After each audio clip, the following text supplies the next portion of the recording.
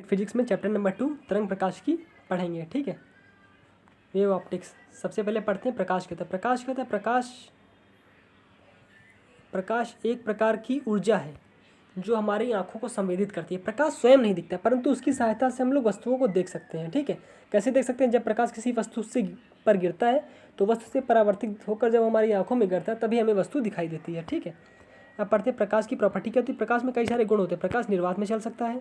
ठीक है, प्रकाश सरल रेखा में चलता है। प्रकाश में परावर्तन अपवर्तन होता है। प्रकाश में व्यतिकरण विवर्तन तथा ध्रुवण होता है। ठीक है, प्रकाश का न्यूटन का कणिका सिद्धांत क्या है? न्यूटन का कणिका सिद्धांत है, इस सिद्धांत के अनुसार न्यूटन ने कुछ नियम दिए थे। क्या नियम दिया? पहला कि प्रकाश की रचना जो है वो अत्यंत अति सूक्ष्म कणों से मिलकर के हुई है और प्रत्येक प्रकाश स्रोत है वो इन सभी कणों को उत्सर्जित करता है। और दूसरा इन्होंने क्या बताया? दूसरा इन्होंने यह बताया कि कोई वस्तु हमें तभी दिखाई देती है जब ये कणिकाएं उस वस्तु से टकराकर हमारी आंखों में गिरती हैं, तभी वो वस्तु हमें दिखाई देती है। तीसरा इन्होंने क्या बताया कि प्रकाश कणों में जो ऊर्जा होती है वो गतिज ऊर्जा में रूप में होती है। क्यों गतिज ऊर्जा में होती है? क्योंकि जो कण होगा उसका कुछ ना कुछ द्रव्यमान होगा और द्रव्यमान होगा तो उसमें जो गतिज ऊर्जा ही आएगी। ठीक है, अब चौथा इन्होंने पॉइंट बताया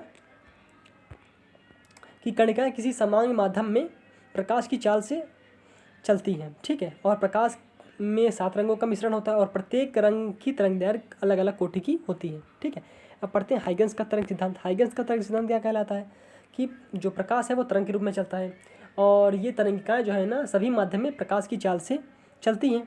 ठीक है, और हाइगन्स ने इन तरंगिकाओं को चलने के लिए एक सर्वव्यापी माध्यम ईथर की कल्पना की थी। ठीक है, अब पढ़ते हैं प्लांक का क्वांटम सिद्धांत। प्लांक एक वैज्ञानिक थे जिन्होंने प्रकाश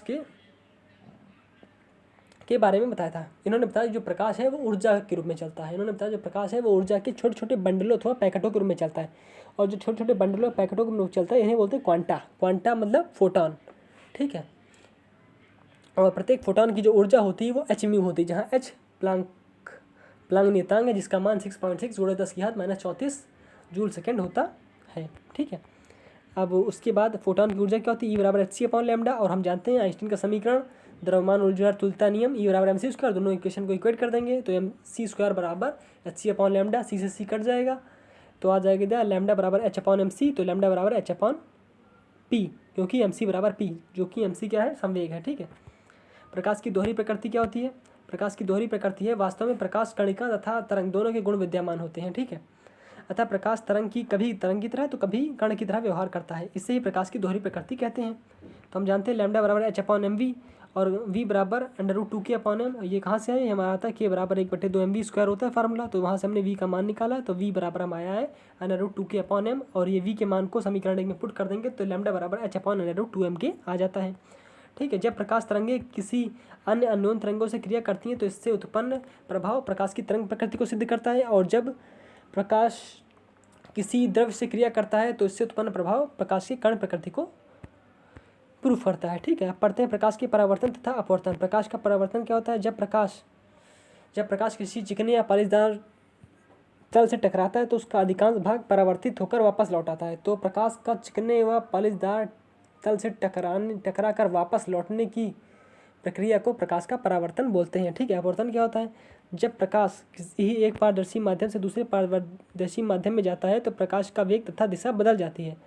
इस घटना को प्रकाश का अपवर्तन कहते हैं। अपवर्तन के नियम होते हैं। अपवर्तन के दो नियम है। पहला, आपतित किरण आपतन बिंदु पर अभिलंब तथा अपवर्तित किरण तीनों एक ही तल में होते हैं। और दूसरा, इसी माध्यम में आपतन कोण की ज्या तथा अपवर्तन कोण की ज्या एक अनुपात नियतांक होता है sin i/ sin r बराबर 1 और 2। ठीक है, और यदि किसी माध्यम में हमको चाल ज्ञात करनी है तो उसका फार्मूला था v बराबर c/n, जहाँ n क्या है? अपवर्तनांक है। ठीक है, और यदि प्रकाश की चाल की दिशा उलट दी जाए, मान लीजिए ये जो हमारा है ये इधर से ना करके अब हम इसकी दिशा उलट दें और अब ये हमारा जो प्रकाश है वो इधर से प्रवेश करे। जब ये प्रकाश हमारा इधर से प्रवेश करे तो ये इधर जाएगा। ठीक है, तो इसकी दिशा उलट दी जाए तब क्या होगा? तो sin i/sin r into sin r/sin i, तो 1 and 2 इंटू 2n1। ठीक है, तो 1 and 2 इंटू 2n1 बराबर 1, 1 and 2 into 2n3 into 3n1 बराबर, यदि 3 माध्यम हो तब wng बराबर ang/an/w। ठीक है, लेंस क्या होता है? लेंस एक ऐसा समांगी पारदर्शी माध्यम है जो दो वक्र पृष्ठों तथा एक पृष्ठ तथा एक वक्र पृष्ठ तथा एक वक्र पृष्ठ तथा एक समतल पृष्ठ से घिरा होता है। लेंस हमारे दो प्रकार के होते हैं, उत्तल लेंस और अवतल लेंस। वे लेंस जो बीच में मोटे तथा किनारों पर पतले होते हैं उत्तल लेंस कहलाते हैं, हमारा उत्तल लेंस है। और वे लेंस जो किनारों पर मोटे तथा बीच में पतले होते हैं उन्हें हम लोग अवतल लेंस बोलते हैं, ये हमारा अवतल लेंस है। ठीक है, उत्तल लेंस के प्रकार, उत्तल लेंस में सबसे पहला है हमारा उभयोत्तल लेंस। वे लेंस जिसके दोनों पृष्ठ उत्तल होते हैं उसे बोलते हैं उभयोत्तल लेंस। फिर है समतल उत्तल लेंस, वे लेंस जिसमें एक तल समतल और दूसरा तल उत्तल होता है उसे हम लोग बोलते हैं समतल उत्तल लेंस। और वे लेंस जिसका एक तल अवतल तथा दूसरा तल उत्तल होता है उसे हम लोग बोलते हैं अवतल उत्तल लेंस। ठीक है, उत्तल उत्तल लेंस। अवतल लेंस के प्रकार, द्वि अवतल लेंस जिसमें दोनों पृष्ठ अवतल होते हैं। समतल अवतल लेंस, एक पृष्ठ समतल तथा दूसरा पृष्ठ अवतल, ये हमारा समतल अवतल लेंस हो गया। उत्तल अवतल लेंस जिसमें एक पृष्ठ उत्तर तथा दूसरा पृष्ठ अवतल होता है। ठीक है, ये उत्तल और ये हमारा क्या होगा, अवतल हो गया। ठीक है, अब समझते हैं लेंस के प्रकाशिक केंद्र की मुख्य परिभाषाएं। तो यदि लेंस पर प्रकाश की किरण इस प्रकार आपतित हो कि अपवर्तित किरण निर्गत किरण के समांतर हो, अपवर्तित किरण निर्गत किरण के समांतर हो, तो अपवर्तित किरण लेंस के मुख्य अक्ष पर जिस बिंदु पर काटती है उसे लेंस का प्रकाशिक केंद्र कहते हैं। ठीक है, अब पढ़ते हैं प्रथम फोकस क्या होता है, गोली पृष्ठ पर। ये अगर इसको गोली पृष्ठ माने, गोली पृष्ठ पर वह बिंदु जिससे चलने वाली प्रकाश की किरणें या जिसकी ओर जाती प्रतीत होने वाली प्रकाश किरणें अपवर्तन के पश्चात मुख्य अक्ष के समांतर हो जाती हैं, उससे हम लोग क्या बोलते हैं, प्रथम फोकस बोलते हैं। क्या बोलते हैं, प्रथम फोकस बोलते हैं। ठीक है, और द्वितीय मुख्य फोकस क्या होता है, लेंस के प्रकाशिक अक्ष पर वह बिंदु जिससे समांतर आने वाली प्रकाश किरणें अपवर्तन के पश्चात जिस बिंदु से होकर जाती हैं उसे लेंस का द्वितीय मुख्य फोकस कहते हैं। ठीक है, अब पढ़ते हैं पतले लेंस द्वारा प्रतिबिंब बनाने के नियम। सबसे पहला नियम क्या है, सबसे पहला नियम है लेंस के मुख्य अक्ष के समांतर अपवर्तन या अपवर्तन के पश्चात जिस बिंदु से होकर जाती है उसे द्वितीय मुख्य फोकस कहते हैं, ये हमने पढ़ चुके हैं। ठीक है, दूसरा नियम क्या है, लेंस के प्रथम फोकस से जाने वाली किरणें अपवर्तन के पश्चात मुख्य अक्ष के समांतर हो जाती है, ये भी पढ़ चुके हैं। नंबर 3, लेंस के प्रकाशिक केंद्र से जाने वाली प्रकाश किरणें बिना विचलित हुए सीधे मार्ग पर चली जाती हैं, ये भी ठीक है। नेक्स्ट पढ़ते हैं, वे आपतित किरणें जो मुख्य अक्ष के समांतर न हो परंतु परस्पर समांतर अपवर्तित होकर लेंस के फोकस तल पर स्थिर बिंदु पर मिलती हैं। ठीक, अब पढ़ते हैं लेंस की क्षमता। तो फोकस दूरी के व्युत्क्रम को लेंस की क्षमता कहते हैं। लेंस की क्षमता को पी से प्रदर्शित करते हैं या फोकस दूरी के व्युत्क्रम के बराबर होती है, इसका मात्रक डायप्टर होता है। ठीक है, रेखीय आवर्धन क्या करते हैं, रेखीय आवर्धन को एम से प्रदर्शित करते हैं, या प्रतिबिंब की लंबाई को आई और वस्तु की लंबाई को ओ। तो प्रतिबिंब की लंबाई तथा वस्तु की लंबाई के अनुपात को रेखीय आवर्धन कहते हैं। कला संबंध स्रोत क्या होते हैं, ऐसे स्रोत जिनका कालांतर समय के साथ न बदले नियत रहे।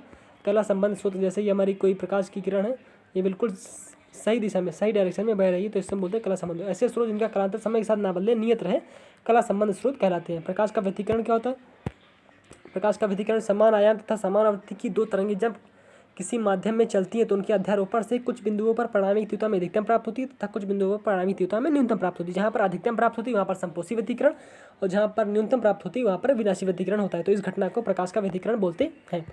ठीक है, व्यतिकरण में दो प्रकार के, संपोषी और विनाशी। जब दो प्रकाश तरंगे एक ही कला में अध्यारोपित होती है तो वहाँ पर संपोषी व्यतिकरण, और जब विपरीत कला में अध्यारोपित होती है तो वहाँ पर विनाशी व्यतिकरण होता है। ठीक है, परिणामी तीव्रता क्या होती है, माना एक ही समान आयाम माना भिन्न भिन्न आयाम तथा आयाम की दो तरंगें किसी माध्यम में चल रही हैं तो हमें उनका परिणामी तीव्रता ज्ञात करनी है। तो मान लिया दो तरंगें हैं जिनके विस्थापन समीकरण क्रमशः है y1 बराबर a1 sin ओमेगा टी और y2 बराबर a2 sin omega T plus phi. Phi मतलब जो दूसरी तरंग है वो फाई कला आगे है, अग्रगामी है।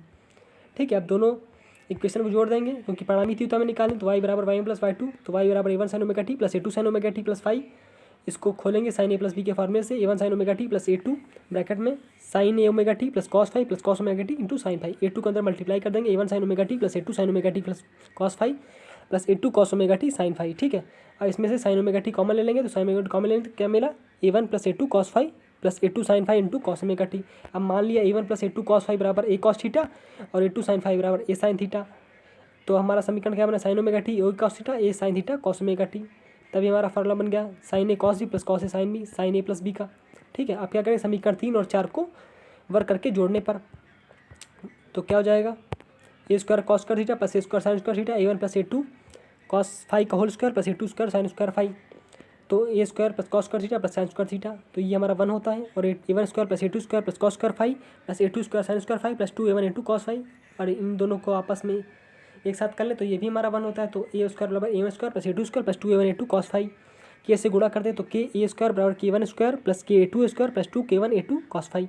ठीक है, अब चूँकि ये हमारा तीव्रता के बराबर होता है, ये हमारा आई के बराबर होता है, तो आई बराबर I1 + I2 + 2 under root I1 I2 cos phi. ठीक है, अब पढ़ते हैं किसी इसका जो निष्कर्ष क्या निकला, किसी बिंदु पर परिणामी तीव्रता उस बिंदु पर मिलने वाली तीव्रता तथा उनके कालांतर पर निर्भर करता है। ठीक है, संपोषी व्यतिकरण के लिए क्या होता है, संपोषी व्यतिकरण के लिए cos फाई बराबर 1। ठीक है, तो आई मैक्सिमम बराबर I1² + I2² + 2 I1 I2, क्योंकि cos फाई बराबर 1, तो under root I1² + under root I2 का होल स्क्वायर, तो k A1 + A2 का होल स्क्वायर।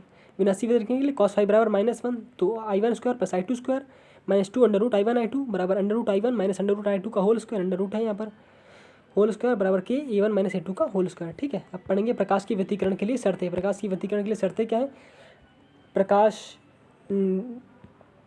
की दोनों तरंगों जो स्रोत से निकल रही हैं उनके कलाओं का अंतर स्थिर रहना चाहिए। पहला, दोनों तरंगों की तरंगदैर्घ्य आवृत्ति बराबर होनी चाहिए, दोनों तरंगों के आयाम लगभग बराबर होने चाहिए। ठीक है, और दोनों तरंग एक दूसरे से अति निकट होने चाहिए। ठीक है, तो ये हमने पढ़ लिया तरंग व्यतिकरण के लिए कुछ शर्तें।